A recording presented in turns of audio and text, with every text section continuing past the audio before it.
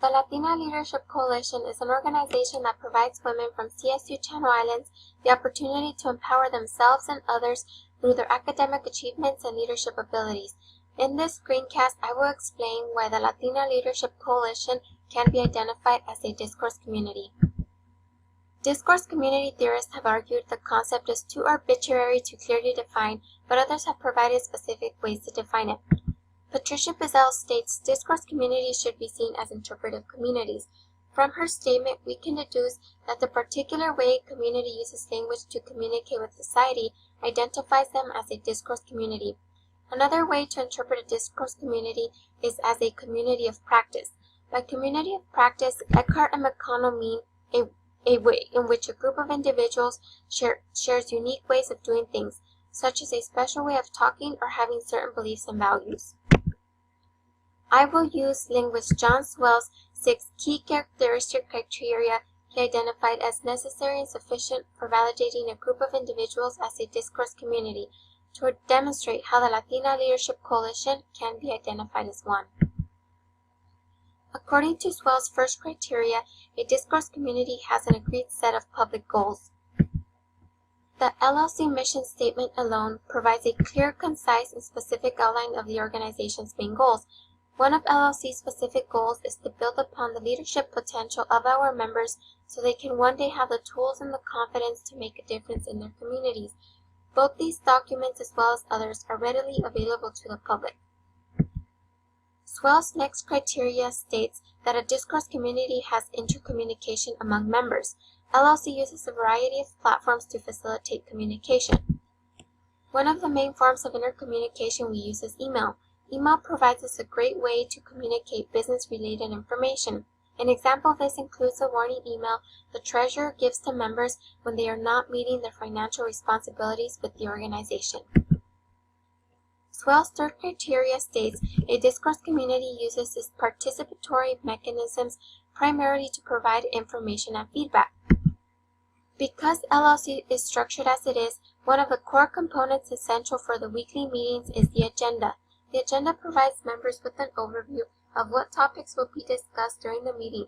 An example of one of our agendas created by the president of the organization demonstrates how important it is to have structure and organization. As you can see here, it contains the list of topics that will be covered during the meeting, as well as how much time has been allotted for each. Because the agenda is sent 2 days before the meeting, members can contact the president to request time to make any other announcements not on the agenda.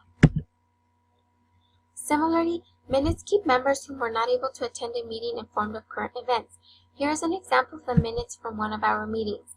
The minutes are structured similar to the agenda and also distributed to all members of the organization. However, rather than directly writing the minutes into an email, the secretary uses a Word document with our letterhead.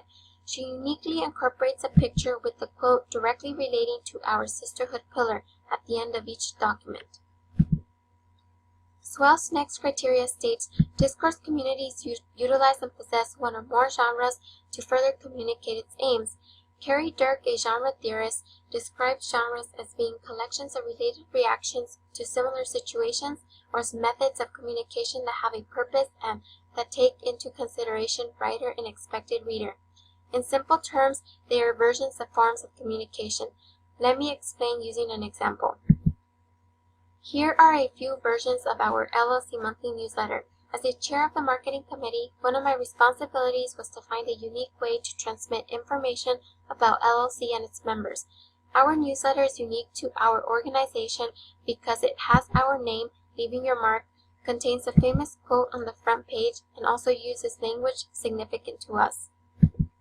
I also always include the month in which the newsletter is distributed, as well as the volume